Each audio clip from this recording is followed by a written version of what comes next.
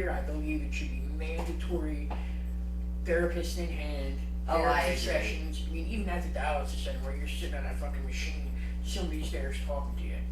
You know, because like you're going, it's like everybody's taking everything away. Like boom, boom, boom, boom, boom, and nobody's there to talk to you except for, oh, now you're supposed to bark. Yeah, exactly.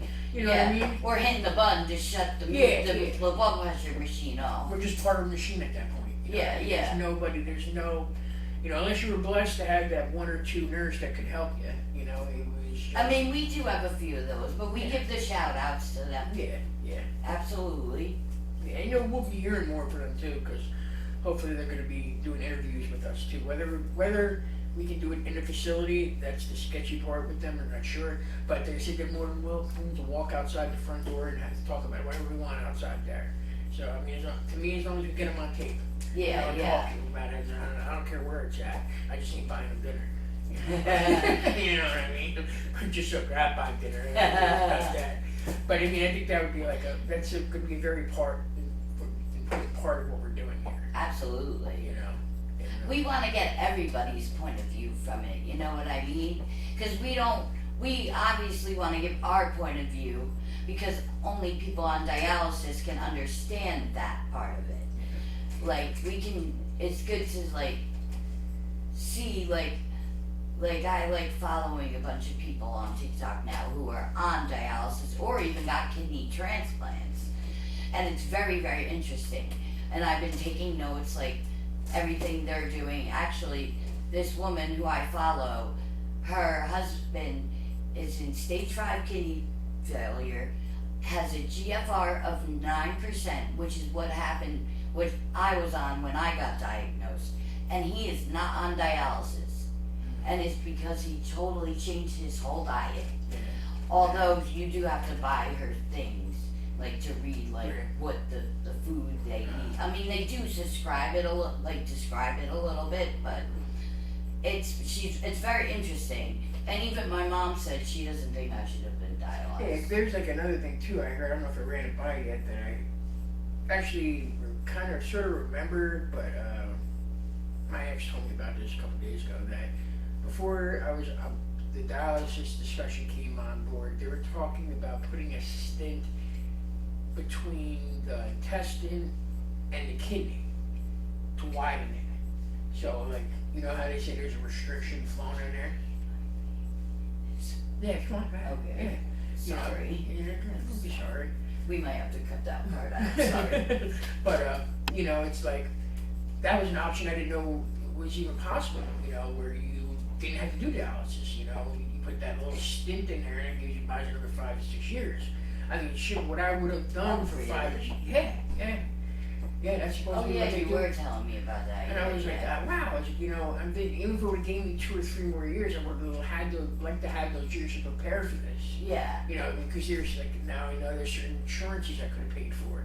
To, like, when I got sick, I would have paid for my health care, paid for my nursing home. Did you know that there's an actual insurance you can buy, pay towards it, so when it's time for you to go into a nursing home, they pay for it. Oh, wow. I didn't even know that. You know what I mean? That's crazy. But you need at least two years of accruing it, so you need to be like not sick for 2 years. And I was like, that's where that 3-year window comes in. You know, But that's rough for us, so. Yeah, I mean it's rough. It's rough the way I got hit. I mean, I'm sure it's the same way you too. It's like when I found out, it was like I was a deer in the headlights. Right. You know, I was like, I'm gonna lose what? I gotta do what? I gotta be here 3 days a week. I gotta sit there, you know, I gotta do what? You know, and then we all probably had that one optimistic fucking nephrologist out there that was like, it's gonna be like Candyland when you get off the machine. You're gonna be happy, like the gingerbread man. You're gonna feel good. You know, only thing is a gingerbread Meanwhile, man. we're coming home throwing up. Yeah, Oh yeah, we're gonna feel great. Meanwhile, the only one's a gingerbread man is that fucking nephrologist. Right. You can't find him, you know what I mean? And like, I can't wait to get home. I've never seen him since. You know, he signed that paper, My put mom me on. used to email that our nephrologist. We also happen to have the same nephrologist. Yes. Come on in. Oh yeah, push. You can come in. You come in. Just one of them nurses. We actually happen to have the same nephrologist. Yeah. My mom emailed that Dr. De Palma like crazy. He's a good guy. He's a good one. Oh no, That I like him better than Loman. Yeah, I got stuck with Loman. He was like Dookie Howser, you know. He was like the youngest one of the bunch. Then I met Apollo, which he fixed a lot of problems I was having. He's very good. He's very good. Yeah. You know, it was pretty cool. You know, and he got me through a lot of. Apollo got me through a lot of stuff. Yeah, You know, yeah. especially like one thing is to me one of my biggest problems is I was in and out of the hospital. Which Yeah. is that's what ended me in a nursing home. They were like, you can't be here for 2 weeks and then come back in 2 weeks. Yeah. My last time I was in the hospital, so you have to go to a facility. You just Yeah. can't pick it, you know. And Yeah, it was- yeah. And I'm sure it was like with you at one point where you're saying like you had to go, you know. This is my 4th nursing home in 3 years. Oh, wow. Yeah. Ever since I've been on dialysis, I've been nonstop in. Well, okay, so yeah, a little bit about my story. So, like I said, July 2023, I got diagnosed with dialysis. And, then I didn't know dialysis causes some people to have seizures. Never had a seizure in my life. I am 32 years old, and when I got diagnosed, I was like 29. So, I started seizing.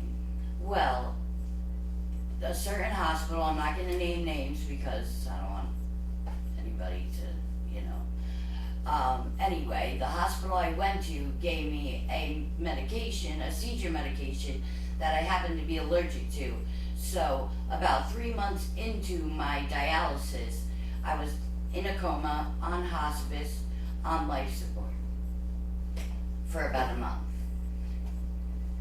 My mom told them, get me off hospice, get her off those pain meds, and get her. I was on a ventilator, had a feeding tube in me. So after that, my mom told them to get me off hospice. A week later, I woke up, and mothers know best. You know what I mean? And I give a huge shout out to my mother's boyfriend as well. He got her through it because she said if I lose my kid, she might off herself, she said. Which, just keeping it real, I'm just keeping it real. And he said, Anne-Marie's a fighter, and she's gonna make it. And he was right. And when I woke up from being in a coma for a month, my muscles could not work. I went up to go on the bathroom, and I dropped to the floor. I couldn't walk. So anyway, he would bring boxing gloves, have me punch to get my muscles going. Then, when I was in a wheelchair at home, when I finally got to go home 6 months later, but then I went to the nursing home, and they had me they had very bad conditions at that nursing home. And then when I asked to go to the hospital, they told me I had to find my own ride at 2 in the morning. I can't even walk. Yeah, keep it. I can't even walk. You want me to, find my own ride to the hospital? That's totally crazy. Anyway,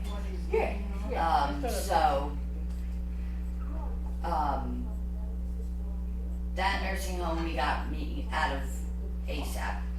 Then I went to another one, which wasn't that bad, after going to the hospital a bunch of times at home, cause it was rough. Like we all know, it's a total life-changing moment. So,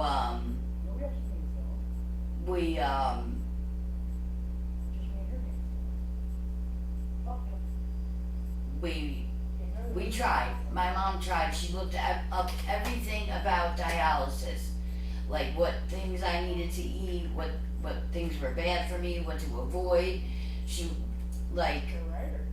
It was wonderful. So she was very, very trying a lot. And that's what I'm doing. I'm doing a new spring, new me type thing. Because after I got sick, I got my roommate kicked out of my room because I was in there longer than her.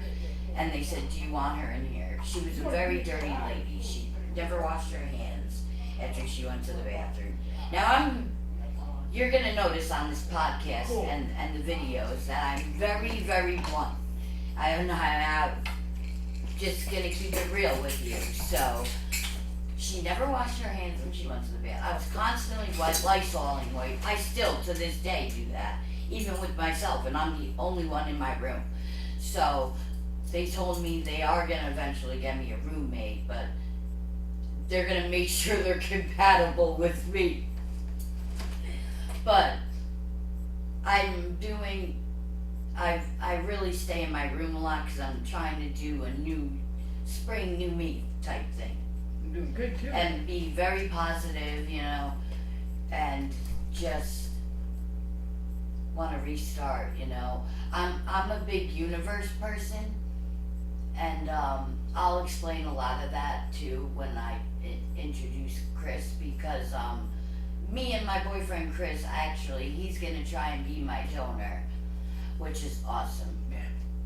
Like, that is such a good feeling of safety and Not a safety net for you. yeah, exactly. And he's been there for me since day one. We've known each other about 8 years. We'll get more into that later though, but I'm just here, like I said, we have 50-50%, and then maybe even when I do, because I am still gonna do that podcast with my niece.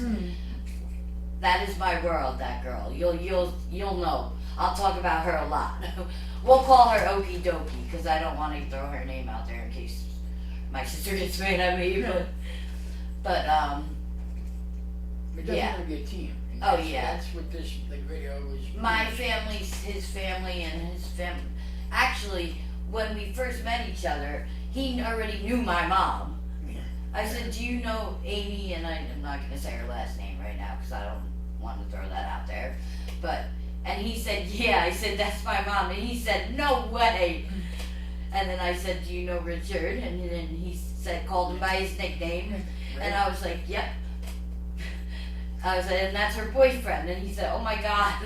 And what did they say about my brother? Oh yeah, they knew his brother Mikey. Yeah. They knew us all, which is Yep. good, I mean, that just. So it was already like an instant bond. Yeah. You know what I mean? And then the dialysis thing on top of that.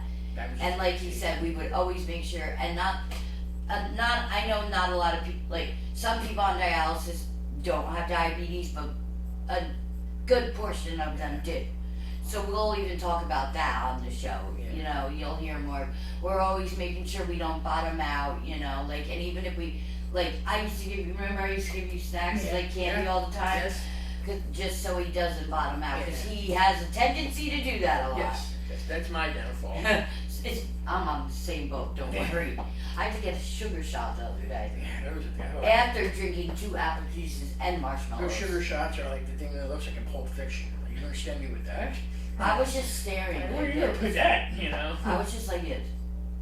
Yeah. Right, Chris? Yeah. Yeah. That was all. I mean, that bond right there is like, which we hope to spread with a lot of other people. Yeah. To like hoping this, can grow into something. Yeah, It's yeah. gonna get its own legs, and it's gonna eventually. And even like you guys, those warriors out there, even non-warriors, because we could even do Yeah. like how they have like Al-Anon things. Yes.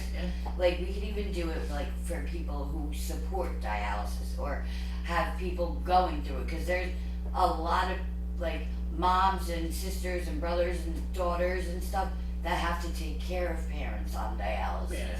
And that's a big job. Yeah. That is a hard job to fill. And like another topic too is like, that I was actually thinking about earlier, but I'll say it now, is like, you're gonna get 2 good concepts or points of view from where Anne Marie and Chris are gonna be talking about their relationship, and then also for me, I'm gonna be in a Lookford relationship, so to speak. And we can even have him and Chris on a show one Yeah, day. yeah, you know what I mean? It's just like there's Just so having much chats views. about Yeah. basic things. We don't even have to make this. We can, even if something you just want to share, you Yeah. want to get it out, have no problem coming to us. Yeah. We are great listeners, me and Tim. Yes, and I think this is gonna be an opportunity where a lot of people can do that. Yeah, yeah. The more voices And that's you what we want. Yeah, that's what to be honest with you, that's what I believe we're looking for. It's just that, that communication in the relationships. Yeah, Which absolutely. is very important. I think, like, one of the key things that, like, we're basically been beating around the bush is our need for a relationship. Yeah. And I'm not talking like dating, Yeah, not just dating, like, just relationships in friends, general. it's like, cause believe it or not, I mean, if you've been in dialysis as long as we have, you see a lot of people go. Yeah, a lot. And a lot of friends turn into acquaintances. And that's what I don't like about nursing homes either, because I do not like getting close to people. Yeah, not here. You can't, you know what I mean? 'Cause And like, seeing them go in a body bag, I don't like seeing those body But bags. because one thing I think is like kind of good on their side is like when they see us communicating with them, they cheer up a lot. I mean, Yeah. there's That's why they love, my Yeah. nursing home loves Chris, because he comes so, literally almost every single day. yeah, that's good to see that. They the love interaction seeing and that, everything. they love seeing that. Like with all of us, like then when Right. you come down, I go out there. I smoke cigarettes still, I should, but like it's the crowd that you draw. Yeah, like, yeah. Like I can see it. It's like wow, it really means a lot to them. But like Anne Marie was saying before, is like you can't put your heart out there too much because they're here for much